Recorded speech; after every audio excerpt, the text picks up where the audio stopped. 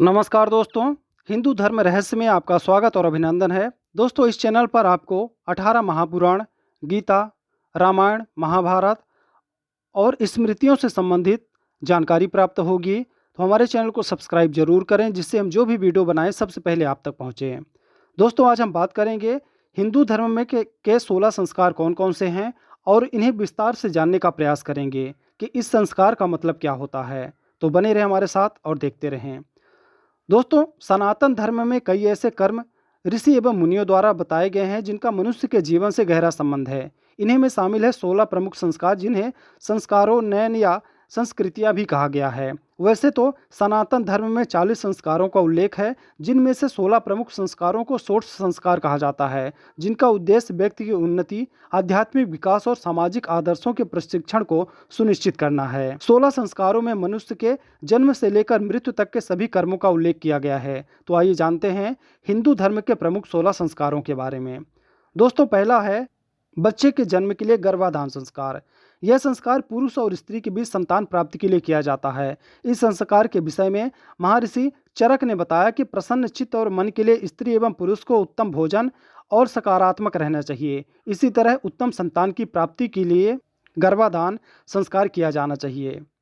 दूसरा है पुंसवन संस्कार। यह संस्कार गर्भाधान के 3 महीने के बाद किया जाता है। इस संस्कार का मुख्य उद्देश्य गर्भ में पल रहे बच्चे की सुरक्षा और स्वास्थ्य का विशेष ध्यान रखना है। ऐसा इसलिए क्योंकि 3 महीने के बाद मां के गर्भ में पल रहे शिशु का मस्तिष्क विकसित होने लगता है।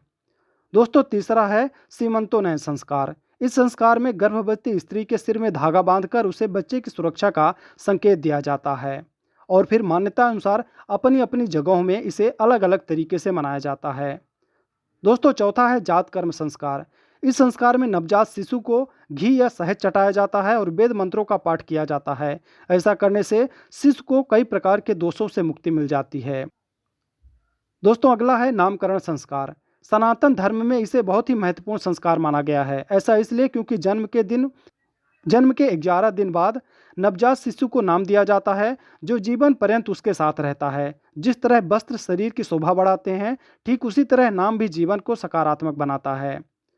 दोस्तों, अगला है निष्क्रामण संस्कार। इस संस्कार में देवी देवताओं से बच्चे के कल्याण और सुरक्षा की प्रार्थना की जाती है। इस दौरान हवन इत्यादि का आयोजन किया जाता है और वेद मंत्रों द्वारा देवी देवताओं का आवाहन किया जाता है। दोस्तों, अगला है अन्नप्राशन संस्कार। जन्म से 6-7 महीने के अन्नप्राशन संस्कार किया जाता है। इस संस्कार में शिशु को अन्न खिलाया जाता है। इसी संस्कार के बाद से शिशु को अन्न खिलाना शुरू कर दिया जाता है और यह अन्न दूध से बना हुआ कोई पदार्थ हो सकता है और मान्यता अनुसार अपनी अपनी जगह पे जो भी उनके जगह में मान्यता प्राप्त चीज़ें हैं वो भी हो सकती हैं। अगला है दोस्तों चूड़ा कर्म संस्कार। चूड़ा कर्म संस्कार अर्थात मुंडन का सनातन संस्कृति में विशेष महत्व है। इस संस्कार में शिशु के सिर के बाल पहली बार काटे जाते हैं। यह संस्कार तब किया जाता है जब शिशु की आयु 1 वर्ष, 3 वर्ष, 5 वर्ष अथवा 7 वर्ष हो जाती है। ऐसा करने से शिशु के बालों में जो भी दोष होते हैं और साथ साथ कई प्रकार के रोग व भय भी दूर होता है। दोस्तों, अगला है जो कि कर्ण वेधन संस्कार कहा जाता है। इसका मतलब होता है कान को छेदना। यह लड़का और लड़की दोनों के लिए जरूरी माना जाता है। कर्णवेध संस्कार आभूषण पहनने के लिए, राहु केतु के प्रभाव को कम करने के लिए किया जाता है।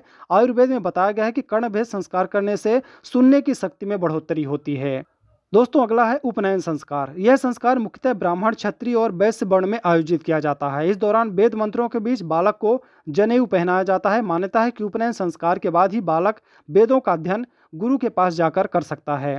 जनेऊ में 3 सूत्र होते हैं जिन्हें ब्रह्मा, विष्णु और महादेव का प्रतीक माना जाता है। दोस्तों, अगला है वेदारंभ संस्कार। वेदारंभ संस्कार एक व्यक्ति के लिए बहुत ही महत्वपूर्ण होता है। इस संस्कार का उद्देश्य व्यक्ति को वेदों का ज्ञान प्रदान करना, जिससे वह मानव जीवन के सभी मूल्यों का सही रूप से पालन कर सके। अगला है दोस्तों विवाह संस्कार।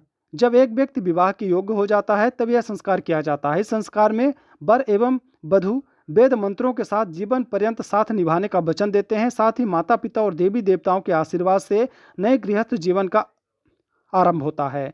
इस संस्कार को व्यक्ति के आध्यात्मिक व मानसिक विकास के लिए बहुत ही महत्वपूर्ण माना जाता है। इस संस्कार का पालन करने से व्यक्ति पितृ ऋण से मुक्त हो जाता है। दोस्तों, अगला है वनप्रास्थ संस्कार। वानप्रस्थ संस्कार संन्यास धारण करने के पूर्व किया जाता है। इस संस्कार को मुख्य रूप से आध्यात्मिक जीवन को सफल बनाने के लिए किया जाता है। दोस्तों अगला है संन्यास संस्कार। इस संस्कार में व्यक्ति संन्यास लेता है और समाज से सर्वथा अलग हो जाता है और जो भी इस सांसारिक दुर्गुण है, मोह माया, इन सब से दूर होने का प्रयास करता है। दोस्तों आखिरी है अंत्येष्टि संस्कार। अंत्येष्टि संस्कार का दूसरा अर्थ अंतिम संस्कार भी होता है। इस संस्कार में मृत शरीर को अग्नि में समर्पित कर उन्हें मृत्यु लोक से मुक्त कर दिया जाता है। अंतिम संस्कार करने से व्यक्ति की आत्मा को शांति प्राप्त होती है और उनके लिए मोक्ष के द्वार खुल जाते हैं। इसके साथ ही श्राद्ध संस्कार भी जुड़ा हुआ है।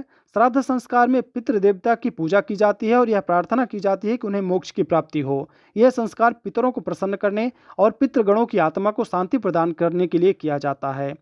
श्राद्ध संस्कार अंत्येष्टि संस्कार से जुड़ा हुआ होता है। तो दोस्तों ये जानकारी थी 16 संस्कारों के बारे में। आपको कैसी लगी हमें कमेंट करके ज़रूर बताएं। वीडियो अच्छी लगी हो तो लाइक करें। चैनल में अगर आप पहली बार आए तो चैनल को सब्सक्राइब करें। हम आपके लिए ऐसे ही जानकारी लेकर आते रहेंगे। तो मिलते हैं। जय श्री कृष्ण।